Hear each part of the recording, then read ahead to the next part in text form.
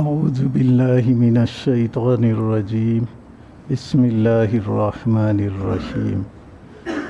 ولا یأتل اولو الفضل منکم والسعة ان یؤتوا اولي القربى والمساکین والمہاجرین فی سبیل اللہ ولیعفوا ولیصفحوا الا تحبون ان یغفر اللہ لکم واللہ غفور رحیم۔ اور تم میں سے جو فضیلت والے اور مال میں وسعت والے ہیں وہ یہ قسم نہ کھائے کہ ذوی القربیٰ اور مسکینوں کو اور اللہ کی راہ میں ہجرت کرنے والوں کو ہم نہیں دیں گے، بلکہ عفو درگزر سے کام لے۔ کیا تم پسند نہیں کرتے ہو کہ اللہ تبارک و تعالیٰ تمہاری مغفرت کرے؟ اور بے شک اللہ تبارک و تعالیٰ بڑا بخشنے والا بڑا مہربان ہے۔ تو عائشہ صدیقہ رضی اللہ تعالیٰ عنہا کے اوپر جو تہمت ڈالی گئی، اس کے اندر اللہ تبارک و تعالیٰ نے یہاں پر پہلے تو فہمائش کی کہ ایسی کوئی بھی غلط بات تمہارے سامنے آئے تو جب تک گواہوں سے ثابت نہ ہو وہاں تک اسے تہمت شمار کیا جائے،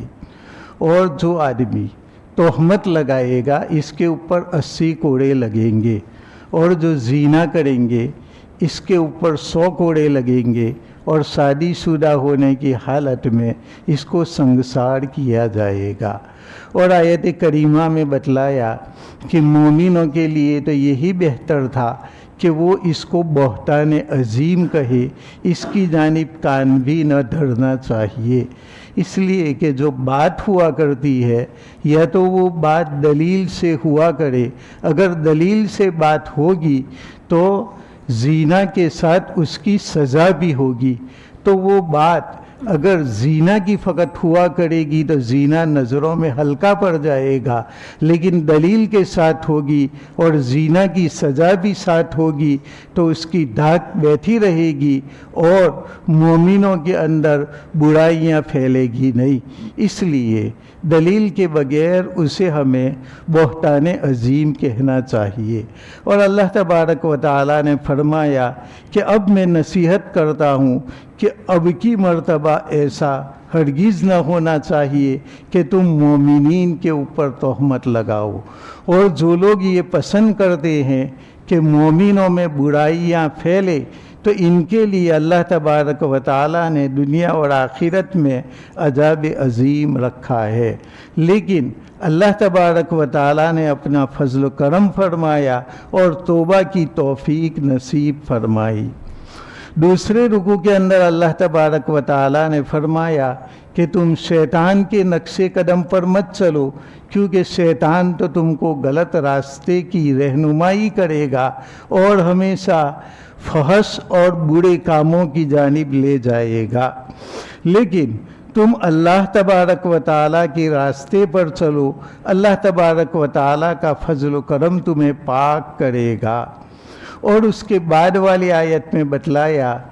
کہ جو حضرت ابوبکر صدیق اور بعض لوگوں نے قسم کھا لی کہ چونکہ مستح نے تہمت لگائی تھی میری بیٹی کے اوپر اور اللہ تبارک و تعالیٰ نے اس کا جھوٹا ہونا ظاہر کیا، تو اب ہم اس کے اوپر کبھی بھی صلہ رحمی نہیں کریں گے، تو اللہ تبارک و تعالیٰ نے فرمایا کہ جو فضیلت والے ہیں اور جو وسعت والے ہیں ان کو ایسی قسمیں نہ کھانی چاہیے۔ اللہ تبارک و تعالیٰ سچے مومنوں کو توبہ کی توفیق نصیب فرماتا ہے، اور جب اللہ تبارک و تعالیٰ نے ان کو توبہ کی توفیق نصیب فرمائی تو اب ان کے متعلق تم ایسی قسمیں مت کھاؤ، بلکہ تم جیسے پسند کرتے ہو کہ اللہ تبارک و تعالیٰ تمہارے گناہ معاف کر دے، اسی طریقے سے تم مستح وغیرہ کو معاف کر دو اور درگزر سے کام لو، اور اللہ تبارک و تعالیٰ بڑا بخشنے والا بڑا مہربان ہے۔ تو ابو بکر صدیق رضی اللہ تعالیٰ عنہ نے کہا کہ میں پسند کرتا ہوں کہ اللہ تبارک و تعالیٰ میری مغفرت فرمائے، اور مرتے دم تک میں اب ان کے اوپر سے ہاتھ نہیں کھینچوں گا اور ان کے اوپر احسان کرتا رہوں گا، بلکہ ان کے احسان کو دگنا کر دیا۔ اس کے بعد اللہ تبارک و تعالیٰ نے فرمایا ان الذین یرمون المحصنات الغافلات المؤمنات لعنوا فی الدنیا والآخرہ ولہم عذاب عظیم۔ جو لوگ پاک دامن اور غافل عورتوں کے اوپر اور مومن عورتوں کے اوپر تہمت لگاتے ہیں، جو کہ بالکل زنا کاری سے غافل ہے، تو ان کے اوپر دنیا اور آخرت کے اندر لعنت ہے اور ان کے لیے عذاب عظیم ہے۔ حضرت ابن عباس رضی اللہ تعالیٰ عنہ فرماتے ہیں کہ اس آیت کے اندر لعنت تو بتلائی گئی، لیکن اس کے بعد توبہ کا تذکرہ نہیں ہے۔ اور شروع میں جو آیت کریمہ گزری کہ پاک باز عورتوں کے اوپر تہمت لگاتے ہیں، ان کو 80 کوڑے لگاؤ، ان کی گواہی کو قبول مت کرو، اور وہ لوگ فاسق ہے مگر یہ کہ وہ توبہ کر لے تو اللہ تبارک و تعالی معاف کرنے والے ہیں۔ تو یہ آگے جو توبہ بتلائی ہے وہ امہات المؤمنین کے علاوہ کے لیے ہے، اور اس آیت کے اندر توبہ کا تذکرہ نہیں کیا گیا۔ یہ آپ صلی اللہ علیہ وسلم کی ازواج اور امہات المؤمنین کے لیے ہے کہ جو آپ صلی اللہ علیہ وسلم کی بیویوں کے اوپر اب تہمت لگائے گا تو ان کی توبہ قابل قبول نہیں ہے، کیونکہ اللہ تبارک و تعالی نے ان کی براءت نازل فرمائی، تو اب اس کے بعد بھی کوئی تہمت لگائے تو یہ آدمی مشرک ہوگا، کافر ہوگا، اس کی توبہ ہرگز قبول نہیں ہوگی۔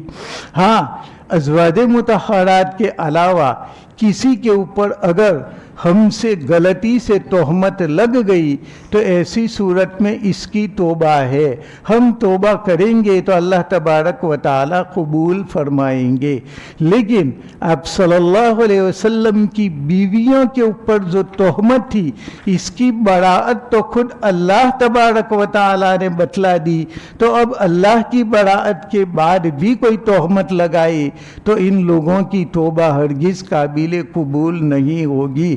بلکہ اللہ تبارک و تعالی نے فرمایا کہ ان کے اوپر دنیا میں بھی لعنت اور آخرت میں بھی لعنت، اور ان کے لیے عذاب عظیم ہے۔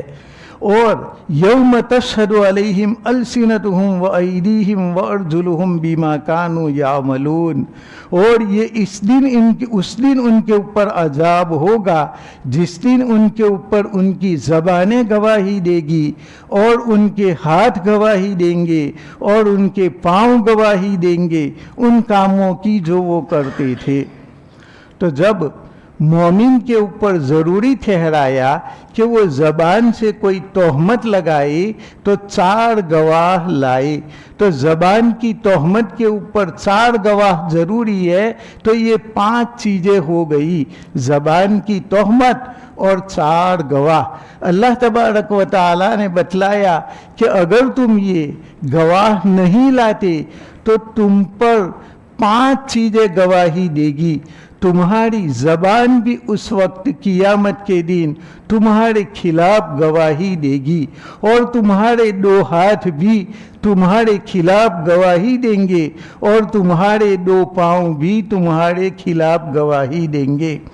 قیامت کے دن اللہ تبارک و تعالی ایک مومن بندے کو بلائے گا اور اس کے اوپر اس کے گناہوں کو پیش کرے گا۔ مومن بندہ اس کو اللہ تبارک و تعالی کہے گا تو نے فلاں دن یہ گناہ کیا تھا، فلاں دن یہ گناہ کیا تھا، فلاں دن یہ گناہ کیا تھا۔ مومن بندہ اقرار کرے گا، جب اقرار کر لے گا تو اللہ تبارک و تعالی اس مومن بندے کے گناہوں کے اوپر پردہ ڈال دیں گے، اور اللہ تبارک و تعالی اس کے گناہوں کو مٹا دیں گے اور اس کی نیکیاں لوگوں کے سامنے ظاہر کریں گے، اور قیامت کے دن عام لوگ اس کی نیکیوں کو دیکھیں گے اور اس کے گناہوں کے اوپر اللہ تبارک و تعالی نے پردہ ڈال دیا ہوگا، کوئی بھی اس کے گناہوں کو نہیں دیکھے گا۔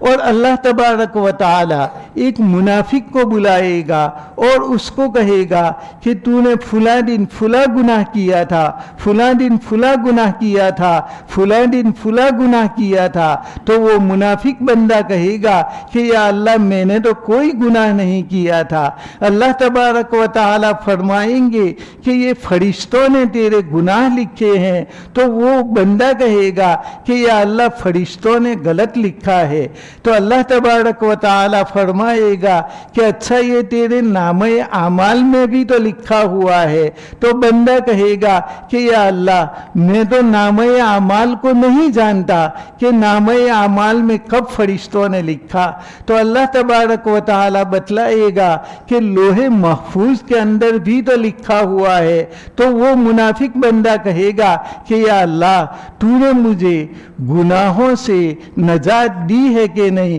تو نے مجھے امن دیا ہے کہ نہیں۔ اللہ تبارک و تعالی بتلائے گا کہ ضرور میں نے تجھے گناہوں سے امن دیا ہے، میں تیرے کرتوت کے بغیر ایک سزا بھی میں تجھے نہیں کروں گا۔ تو پھر بندہ کہے گا کہ یا اللہ میں تو لوح محفوظ کو بھی نہیں مانتا، تو اللہ تبارک و تعالی بتلائے گا کہ اچھا میرے بندے تو بتا تو کون سی چیز کو مانے گا کہ تو نے گناہ کیا ہے؟ وہ کہے گا کہ یا اللہ نہ میں نے فرشتوں کو دیکھا، نہ نامہ اعمال کو دیکھا، نہ لوح محفوظ کو دیکھا، آج تو میں وہی مانوں گا جو میرے اندر سے کوئی میرے متعلق گواہی دے۔ اللہ تبارک و تعالی فرمائے گا کہ ٹھیک ہے میرے بندے، کفا بنفسک اليوم علیک حسیبا، آج تو ہی تیرے حساب کے لیے کافی ہے۔ اور اللہ تبارک و تعالی فرمائیں گے اليوم نختم علی ابصارہم، آج ہم تیرے منہ کے اوپر مہر لگا دیں گے، آج وتکلمنا ایدیہم وتشہد ارجلہم بما کانوا یکسبون، آج تیرے ہاتھ ہم سے کلام کریں گے، تیرے پاؤں ہم سے کلام کریں گے، اور تیری زبان گواہی دے گی۔ تو اللہ تبارک و تعالی اس کے منہ کے اوپر مہر لگا دے گا، اب زبان اس کے قابو میں نہیں ہوگی، بلکہ زبان وہی بولے گی جو اس نے کہا ہوگا۔ تو زبان سے اس نے جو کفر بکا ہوگا، جو فحش بکا ہوگا، زبان بے اختیار وہ بولے گی، اور ہاتھ بولیں گے کہ ہم نے یہ کام کیے، اور پاؤں بولیں گے کہ ہم نے یہ کام کیے، اور اس منافق بندے کے خلاف اس کے ہاتھ پاؤں اس کے خود گواہی دیں گے۔ تو اللہ تبارک و تعالی بتلائیں گے کہ میرے بندے بتا، اب تو تیرے ہی اعضاء نے تیرے متعلق گواہی دی، اب تو میری بات مانے گا کہ نہیں؟ تو اب بندے کو مانے بغیر کوئی چارہ نہیں ہوگا، اور اپنے ہاتھ پاؤں سے کلام کرے گا اور یہ کہے گا کہ تو نے ہمارے متعلق کیوں گواہی دی؟ تو اس کے ہاتھ پاؤں وغیرہ کہیں گے قالوا انطقنا اللہ الذی انطق کل شیء، کہ ارے بے وقوف، کیا اللہ کے سامنے بھی کوئی جھوٹ بول سکتا ہے؟ ہم کو اللہ تبارک و تعالی نے بولنے کی طاقت دی، تو یہ ہمارے ہاتھوں کے اندر بولنے کی طاقت اللہ تبارک و تعالی نے دی۔ زبان بھی ایک چمڑا ہے، اس چمڑے کے اندر اللہ نے طاقت دی تو ہم بولتے ہیں، تو اللہ تبارک و تعالی یہی طاقت اس ہاتھ کے چمڑے کو بھی دے گا، اس پاؤں کے چمڑے کو بھی دے گا، اس کے تمام اعضاء اس طریقے سے گواہی دیں گے، اور بندہ ماننے کے اوپر مجبور ہو جائے گا۔ تو اللہ تبارک و تعالی نے فرمایا کہ اس دن اس کی زبان گواہی دے گی اور اس کے ہاتھ پاؤں اس کے خلاف گواہی دیں گے۔ يَوْمَئِذٍ يُوَفِّيهِمُ اللَّهُ دِينَهُمُ الْحَقَّ وَيَعْلَمُونَ أَنَّ اللَّهَ هُوَ الْحَقُّ الْمُبِينُ، اور اس دن اللہ تبارک و تعالی پورا کا پورا بدلہ دے دے گا۔ ہر اعضا کو اس کے گناہ کے مطابق اللہ تبارک و تعالی سزا دے گا، اور اللہ تبارک و تعالی جانتا ہے اور وہی برحق ہے اور وہی حق کو واضح کرنے والا ہے۔ تو اس دن قیامت کے دن تمہاری گواہی تم پر مکمل ہو جائے گی، اور تم کو پورا کا پورا جتنا تمہارا گناہ ہوگا اس کے مطابق تم کو سزا دی جائے گی۔ الخبیثات للخبیثین والخبیثون للخبیثات والطیبات للطیبین والطیبون للطیبات اولئک مبرؤون مما یقولون لہم مغفرۃ ورزق کریم۔ اللہ تبارک و تعالی نے فرمایا خبیث عورتیں خبیث مردوں کے لیے ہیں، اور خبیث مرد خبیث عورتوں کے لیے ہیں، اور پاکیزہ مرد پاکیزہ عورتوں کے لیے ہیں، اور پاکیزہ عورتیں پاکیزہ مردوں کے لیے ہیں۔ اللہ تبارک و تعالیٰ نے بتلایا کہ تم نے تہمت لگائی امہات المؤمنین کے اوپر، لیکن امہات المؤمنین پاکیزہ عورتیں ہیں، اور پاکیزہ عورتیں پاکیزہ مردوں کے لیے ہیں، انبیاء کرام کے لیے ہے، اور نبی کریم صلی اللہ علیہ وسلم پاکیزہ مرد ہے، اور ان پاکیزہ مردوں کے لیے پاکیزہ عورتیں ہیں، زینہ کار عورتیں ہوا کرتی نہیں ہے۔ یہ ایک قسم کا مشاہدہ ہے، اور یہ ایک طبیعت کا رجحان ہوتا ہے کہ بوڑھی عورتیں بوڑھے مردوں کی جانب مائل ہوتی ہے، اور بوڑھی عورتیں بوڑھے مردوں کی جانب، اور بوڑھے مرد بوڑھی عورتوں کی جانب، اور جو اچھے مرد ہوتے ہیں وہ اچھی عورتوں کی جانب، اور جو اچھی عورتیں ہوتی ہے وہ اچھے مردوں کی جانب مائل ہوتی ہے۔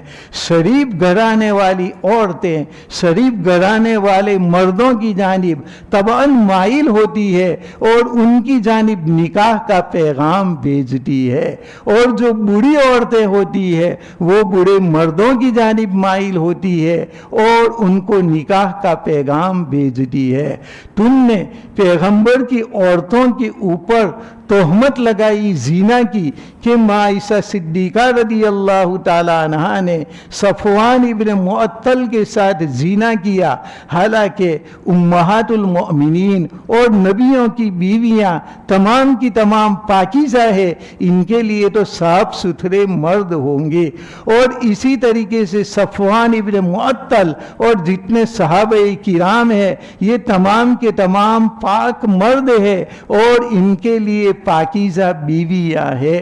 اور ان کے مقابلے میں جو منافقین ہیں وہ خبیث لوگ ہیں، ان کے لیے خبیث عورتیں ہیں، اور ان خبیث منافقین عورتوں کے لیے خبیث مرد ہے۔ اسی طریقے سے بعض مفسرین نے بتلایا کہ خبیثات سے مراد خبیث کلمے ہیں، کہ خبیث کلمات یعنی کلمات کفر اور کلمات تہمت یہ خبیث مردوں کے لیے، اور اچھے کلمات لا الہ الا اللہ اور سچائی کا کلمہ یہ پاکیزہ مردوں کے لیے ہیں۔ تو پاکیزہ کلمات پاکیزہ مردوں کے لیے، اور خبیث کلمات خبیث مردوں کے لیے ہے۔ اور یہ مومن عورتیں بالکل پاک ہے تو یہ پاک کلمات والی ہے۔ اولئک مبرؤون مما یقولون، یہ عورتیں بڑی ہے ان باتوں سے جو منافقین ان کے اوپر تہمت لگاتے ہیں۔ عائشہ صدیقہ رضی اللہ تعالی عنہ فرماتی ہے کہ اللہ تبارک و تعالی نے میرے متعلق فخر کی بات نازل فرمائی کہ اولئک مبرؤون مما یقولون، کہ اللہ تبارک و تعالی نے گواہی دی کہ یہ مومن عورتیں پاک ہے ان باتوں سے جو منافقین ان کے اوپر تہمت لگاتے ہیں۔ لہم مغفرۃ ورزق کریم، اور ان کے لیے مغفرت اور رزق کریم ہے۔ تو اللہ تبارک و تعالی نے میری مغفرت کی گواہی دی اور میرے لیے رزق کریم کی گواہی دی۔ تو اللہ تبارک و تعالی نے 7 آسمانوں کے اوپر سے میری براءت نازل فرمائی، اور آپ صلی اللہ علیہ وسلم کی وفات میری گود کے اندر ہوئی، اور آپ صلی اللہ علیہ وسلم کی تدفین میرے کمرے کے اندر ہوئی، اور میں ہی وہ تنہا عورت ہوں کہ جن کی چادر کے اندر میں ہوتی اور آسمان سے وحی نازل ہوتی، اور میں ہی وہ تنہا عورت ہوں کہ اللہ تبارک و تعالی نے 7 آسمانوں کے اوپر سے ان کی براءت نازل فرمائی، اور میں ہی وہ تنہا عورت ہوں کہ میں کنواری ہوں، اور میرے ساتھ نبی کریم صلی اللہ علیہ وسلم نے نکاح فرمایا۔ میرے علاوہ جتنی عورتیں ہیں وہ تمام کی تمام عورتیں شوہروں والی تھی، اور میرے ہی متعلق اللہ تبارک و تعالی نے مغفرت اور رزق کریم کا وعدہ کیا، اور میں خود صدیقہ اور حضرت صدیق کی بیٹی ہوں۔ حضرت مسروق رضی اللہ تعالی عنہ جب عائشہ صدیقہ رضی اللہ تعالی عنہ کا کوئی قول نقل کرتے تو فرماتے تھے کہ صدیقہ بنت صدیق اور جن کی براءت آسمانوں سے نازل ہوئی ان سے میں روایت کرتا ہوں۔ ان الفاظ میں حضرت مسروق رضی اللہ تعالیٰ عنہ ان سے روایت کرتے ہیں، اور حضرت عائشہ صدیقہ رضی اللہ تعالیٰ عنہ فرماتی ہے کہ جب میری باری ہوتی تھی آپ صلی اللہ علیہ وسلم کے گھر کے اندر تو لوگ تحفے اور تحائف میرے پاس بھیجتے تھے، اس بنا پر تاکہ نبی صلی اللہ علیہ وسلم راضی ہو جائے کہ عائشہ صدیقہ کی باری کے اندر میرے اوپر ہدیے بھیجے گئے۔ تو عام عورتوں نے ایک گروہ اس کے اندر میں عائشہ صدیقہ اور حضرت حفصہ رضی اللہ تعالی عنہا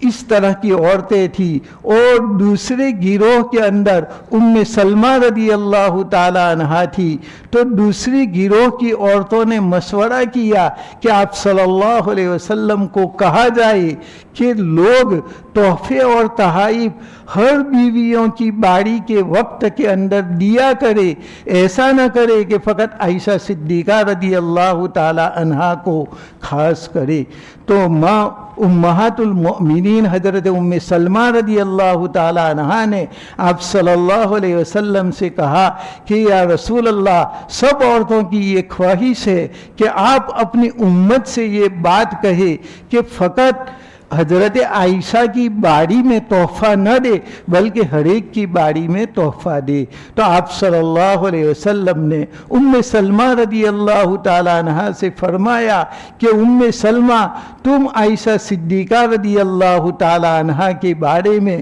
مجھے ناراض مت کرو۔ تو امہات المؤمنین حضرت ام سلمہ رضی اللہ تعالی عنہ نے فرمایا کہ میں اللہ کے رسول کی ناراضگی سے پناہ چاہتی ہوں، بھلے آپ صلی اللہ علیہ وسلم کو صدقہ، آپ صلی اللہ علیہ وسلم کو ہدیہ اسی وقت آیا کرے جب کہ عائشہ صدیقہ کی باری ہو، میں اس کے اندر راضی ہوں۔ تو عورتوں نے حضرت فاطمہ رضی اللہ تعالی عنہا جو آپ صلی اللہ علیہ وسلم کی چہیتی بیوی تھی، ان کو کہا کہ تم آپ صلی اللہ علیہ وسلم سے اپنے ابا سے کہو کہ آپ صلی اللہ علیہ وسلم کو امت ہدیہ کرے تو ہر ایک کی باری کے اندر۔ تو حضرت فاطمہ آپ صلی اللہ علیہ وسلم سے کہتی ہے کہ یا رسول اللہ، تمام عورتوں کا یہ کہنا ہے کہ ہر ایک ہدیہ آپ کو کرے تو ہر ایک کی باری میں کرے۔ تو آپ صلی اللہ علیہ وسلم نے فرمایا کہ فاطمہ، کیا تو اس سے محبت نہیں کرتی جس سے میں محبت کرتا ہوں؟ تو حضرت فاطمہ نے فرمایا کہ یا رسول اللہ، ضرور میں اس سے محبت کرتی ہوں۔ تو آپ صلی اللہ علیہ وسلم نے فرمایا کہ فاطمہ میں عائشہ سے محبت کرتا ہوں، تو بھی عائشہ سے محبت کر۔ تو حضرت فاطمہ رضی اللہ تعالی عنہ نے بھی فرمایا کہ یا رسول اللہ میں فاطمہ سے محبت کرتی ہوں، اور آپ صلی اللہ علیہ وسلم نے یہی پسند کیا کہ ہدیہ آئے تو حضرت عائشہ صدیقہ رضی اللہ تعالی عنہ کی باری میں آئے، اور اس میں آپ صلی اللہ علیہ وسلم نے دیگر ازواج کا بولنا بھی پسند نہیں فرمایا، اور اپنی بیٹی فاطمہ کا بولنا بھی پسند نہیں فرمایا۔ اتنی زیادہ مقبولیت ماں عائشہ صدیقہ رضی اللہ تعالی عنہا کو حاصل ہے۔ اور آپ صلی اللہ علیہ وسلم نے فرمایا کہ اللہ تبارک و تعالی اس بات کے علاوہ راضی نہیں ہے کہ میں جنتی عورتوں کے ساتھ نکاح کروں، میرا نکاح جنتی عورتوں کے ساتھ کرایا گیا ہے۔ اور آپ صلی اللہ علیہ وسلم آخری دم تک ماں عائشہ صدیقہ رضی اللہ تعالی عنہا کے ساتھ راضی رہے، اور وفات سے پہلے تمام بیویوں سے اجازت مانگی کہ اگر تمہاری اجازت ہو تو میں عائشہ صدیقہ رضی اللہ تعالی عنہ کے پاس رہوں۔ تو وفات سے پہلے سب بیویوں نے اجازت دے دی کہ آپ صلی اللہ علیہ وسلم کی زیادہ خواہش ماں عائشہ صدیقہ کے پاس رہنے کی ہے، تو سب کی اجازت سے آپ صلی اللہ علیہ وسلم ماں عائشہ صدیقہ کے پاس رہتے ہیں، اور وفات سے پہلے مسواک کی جانب دیکھتے ہیں تو ماں عائشہ صدیقہ رضی اللہ تعالی عنہا نے مسواک چبا کر کے آپ صلی اللہ علیہ وسلم کو دیا، تو پھر آپ صلی اللہ علیہ وسلم نے وہ مسواک چبایا، اور آپ کے لعاب والا مسواک آپ صلی اللہ علیہ وسلم کے لب مبارک کے اندر آیا، اور آپ صلی اللہ علیہ وسلم کا چہرہ، آپ کا سر حضرت عائشہ صدیقہ رضی اللہ تعالی عنہ کی گود کے اندر تھا،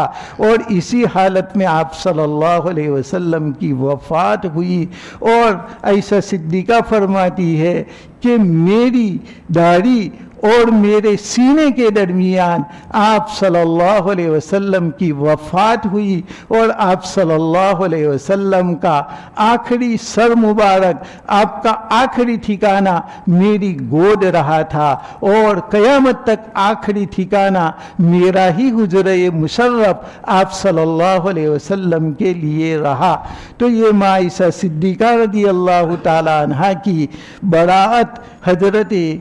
عائشہ صدیقہ رضی اللہ تعالی عنہ بیان فرماتی ہے کہ میرے ہی لیے مغفرت اور رزق کریم کا اللہ تبارک و تعالی نے وعدہ کیا ہے، اور اللہ تبارک و تعالی کی جانب سے میں نبی کریم صلی اللہ علیہ وسلم کے لیے بنائی گئی، اور میں آپ صلی اللہ علیہ وسلم کی محبوب بیوی بنی، اور میرے ہی لیے اللہ تبارک و تعالی نے ان آیات کو نازل فرمایا، اور اللہ تبارک و تعالی نے یہ اعلان فرمایا کہ نبی کریم صلی اللہ علیہ وسلم کی بیوی کے اوپر جو تہمت لگائی گئی، اس تہمت کے اندر تمام کے تمام منافقین جھوٹے ہیں، اور تمام کی تمام ازواج مطہرات پاک ہے، اور صدیقہ بنت صدیق رضی اللہ تعالی عنہا اور تمام کی تمام ازواج مطہرات اللہ تبارک و تعالی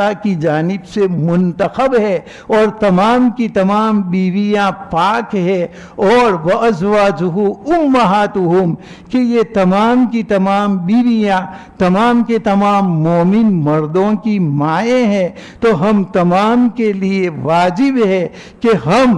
ازواج مطہرات کی عزت اپنی ماؤں سے بھی زیادہ کریں، کیونکہ